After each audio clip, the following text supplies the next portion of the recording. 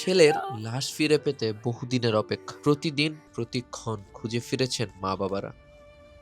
ওরে এত জায়গায় খোঁজাখুঁজি করছি, কোথাও খুঁজে পাই নাই, অনেক খোঁজাখুঁজি করছি। জুলাই অভ্যুত্থানের সময় রায়েরবাজার বুদ্ধিজীবী কবরস্থানে বেওয়ারিশ হিসেবে দাফন করা হয়েছিল 114 জন শহীদের মরদেহ। আজ সেই দীর্ঘ প্রতীক্ষার একটু হলেও অবসান হলো। মানে ছবিটা যেমন আমার দিকে চায়া রইছে, আমার ছেলেটা এমন ভাবে চায়া রইছে, আমি ছবি দেখে কইতাছি এই তো আমার বাবারে আমি পাইছি। কষ্ট ছিলাম যে কবে তার সন্ধান আমরা পাবো, এতদিন অপেক্ষা ছিলাম, আজকে তার সন্ধান আমরা পেয়েছি।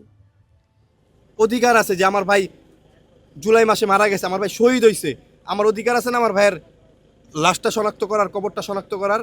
আমার ভাই সহ এখানে যারা শুয়ে আছে তাদের সবার আছে পিতৃ পরিচয়, আছে পরিবার, এখানে কেউ বেয়ারিশ না, সবাই ওয়ারিশ। সোমবার সকালে রায়েরবাজার কবরস্থান এলাকায় সরকারের পক্ষ থেকে আনুষ্ঠানিকভাবে পরিচয় শনাক্তের ফলাফল ঘোষণা করা হয়। ঘোষণা দেন শিল্প উপদেষ্টা আদিলুর রহমান খান।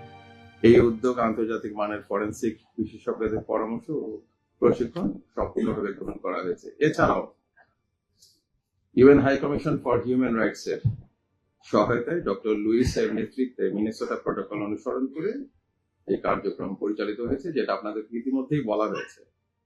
কবর থেকে মোট 114টি মৃতদেহ উত্তোলন, ময়নাতদন্ত এবং ডিএনএ নমুনা সংগ্রহের মতো কাজগুলো অত্যন্ত সততা ও দক্ষতা এবং স্বচ্ছতার সঙ্গে সম্পন্ন করা হয়েছে।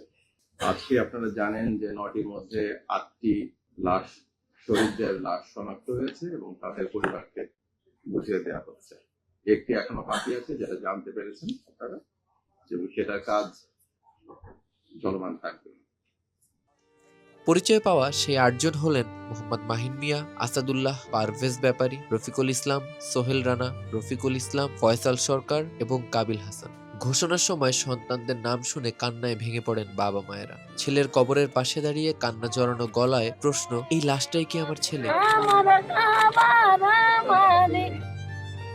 মুক্তিযুদ্ধ বিষয়ক উপদেষ্টা ফারুকী আজম বলেন, এই শনাক্তকরণ পরিবারগুলোর জন্য অন্তত একটা মানসিক শান্তি নিয়ে এসেছে। কিছু শহীদের পরিচয় উদ্ঘাটন বাকি রয়েছে। আমরা অঙ্গীকার করছি যে এই প্রক্রিয়া অব্যাহত থাকবে এবং সকল শহীদকে তাদের আপনজনের কাছে ফিরিয়ে দেওয়ার জন্য আমরা বদ্ধপরিকর। সিআইডি প্রধান অতিরিক্ত আইজিপি সিবগাতুল্লাহ জানান, এই 114টি মরদেহের মধ্যে অনেকগুলো শরীরে গুলির পিলেট পাওয়া গেছে। এসব তথ্য নিয়ে বিস্তারিত প্রকাশনা আসবে। 9টি আবেদন পেয়েছিলাম এ পর্যন্ত, তারা তাদের আত্মীয় স্যাম্পল আমাদেরকে দিয়েছিল। আল্লাহর হাজার শুকুর যে আমরা 8 জনকেই পরিচিতিটি শনাক্ত করতে পেরেছি।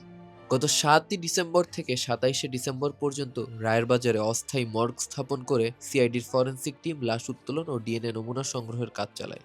অনুষ্ঠানে উপস্থিত ছিলেন পুলিশের আইজি বাহারুল আলম, প্রধান উপদেষ্টা স্বাস্থ্য বিষয়ক বিশেষ সহকারী সাইদুর রহমান সহ ঊর্ধ্বতন কর্মকর্তারা। পরে পরিচয় শনাক্ত হওয়া শহীদদের কবর স্বজনদের কাছে হস্তান্তর করা হয়।